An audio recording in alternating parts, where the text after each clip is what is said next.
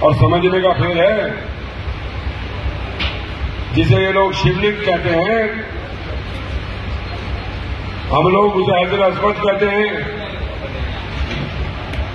جسے شیو جی سورگ سے لے کر کے آئے تھے، اس پتھر کا نام شیولنگ ہے۔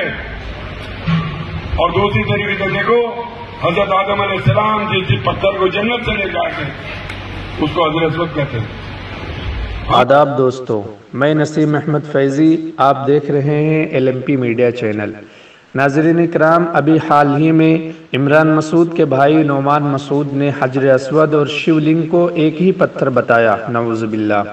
گنگوہ کے چیئرمین نعمان مسعود کی جانب سے کانوڑیوں کے لیے کیمپ لگایا گیا، جس کے افتتاح کے موقع پر نعمان مسعود نے حجر اسود اور شیو لنگ کو ایک بتایا ہے۔ استغفر اللہ، قیامت خود بتائے گی قیامت کیوں ضروری ہے۔ اسی بیان کو لے کر ماہر فلکیات جناب حضرت مولانا سمیر الدین قاسمی نے وضاحتی بیان جاری کیا ہے، حجر اسود اور شیو لنگ کا فرق واضح کیا ہے۔ مولانا نے کہا ہے کہ شیو لنگ اور حجر اسود میں 3 فرق ہیں۔ نمبر 1، حجر اسود صرف ایک پتھر ہے، خدا نہیں ہے۔ نمبر 2، ہم مسلمان حجر اسود کی پوجا یا عبادت نہیں کرتے۔ نمبر 3، ہم حجر اسود سے حاجات نہیں مانگتے ہیں، یہ شرک ہے۔ مسلم لیڈروں کو اس کا خیال رکھنا چاہیے۔ آئیے مولانا کا بیان سناتا ہوں آپ کو۔ نحمدہ و نصلی علی رسول الکریم، اما بعد۔ ہندوستان کے ایک مسلمان لیڈر نے اپنی تقریر میں یہ کہہ دیا ہے کہ غیر مسلم کا جو شیو لنگ ہے وہ اور بیت اللہ میں جو حجر اسود ہے، دونوں ایک ہی چیز ہے، یہ انہوں نے کہہ دیا۔ لوگوں نے پوچھا ہے کہ بتائیے کہ دونوں میں فرق کیا ہے۔ جواب عرض ہے کہ شیو لنگ کیا ہے، کیسے ہے، ہمیں تو اس کا پتہ نہیں ہے، لیکن اس کی تصویر دیکھنے سے پتہ لگتا ہے کہ یہ حضرات ان کو پوجتے بھی ہیں اور اس سے مدد بھی مانگتے ہیں، شیو لنگ سے۔ جبکہ مسلمانوں کے یہاں 3 فرق ہے۔ پہلی بات تو کہ یہ ایک پتھر ہے جو جنت سے لایا گیا ہے، یہ خدا کا جز نہیں ہے، کسی کا جز نہیں ہے یہ، بلکہ یہ ایک پتھر ہے اور جنت سے لایا گیا ہے اور ان کو وہاں پر رکھا گیا ہے صرف یادگار کے لیے بیت اللہ میں۔ ایک فرق یہ ہے۔ دوسرا ہے کہ ہم اس کی پوجا نہیں کرتے، اس کی عبادت نہیں کرتے اور اس سے مدد بھی نہیں مانگتے۔ ہم غیر مسلم شیو حضرت شیو کا تو پوجا بھی کرتے ہیں، سنا عبادت بھی کرتے ہیں، مانگتے بھی ہیں، ہم نہیں مانگ سکتے، یہ شرک ہے۔ اور یہ جو بہت سارے لوگ دیکھتے ہیں کہ مزاروں پر لوگ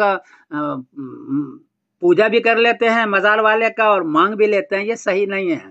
ان کا پر تو صرف فاتحہ پڑھنے کے لیے اور میت کے لیے دعا کرنے کے لیے کہا گیا، مانگنے کے لیے نہیں کہا ہے۔ حرام ہے، شرک ہے یہ۔ تو یہ 3 فرق ہو گیا۔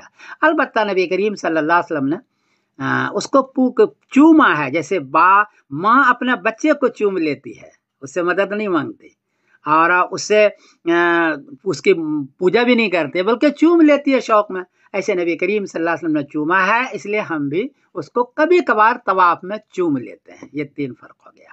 میں ایک روایت پڑھ کے سنا دیتا ہوں۔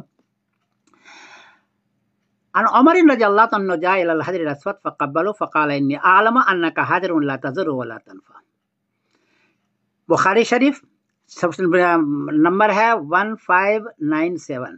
حضرت عمر نے فرمایا کہ اے پتھر حجر اسود، میں جانتا ہوں کہ تم صرف ایک پتھر ہو، نفع نقصان نہیں دے سکتے، نہیں، صرف حضور کو میں نے دیکھا ہے چومتے ہوئے تو میں چوم لیتا ہوں، ہمارے یہاں وہ ایک پتھر ہے اور اس کے علاوہ اس سے زیادہ کوئی حرج نہیں ہے۔ ہم جو پوجا کرتے ہیں یا عبادت کرتے ہیں وہ صرف خدا کی، اسی کی عبادت بھی کرتے ہیں اور اسی سے ہم مانگتے بھی ہیں۔ ایاک نعبد و ایاک نستعین۔ مسلمان میں یہ فرق ہے۔ کسی اور کی پوجا کرنا یا کسی اور کی عبادت کرنا یا کسی اور سے مانگنا ضروریات، یہ جائز نہیں ہے، شرک ہے۔ یہ 3 فرق ہو گیا۔ ایک تو ایک پتھر ہے یہ، دوسرا ہے کہ ہم اس کی پوجا نہیں کرتے ہیں اور تیسرا ہے کہ اس سے ہم مدد نہیں مانگتے، جبکہ غیر مسلم ان کو شاید پوجا بھی کرتے ہیں اور اس سے مانگتے بھی۔ یہ فرق ہے، اس کا خیال رکھنا چاہیے ہمارے لیڈروں کو۔ عقیدے کا مسئلہ ہے کہ اور اہم چیز ہے، اس کا خیال رکھنا چاہیے۔ السلام علیکم ورحمۃ اللہ وبرکاتہ۔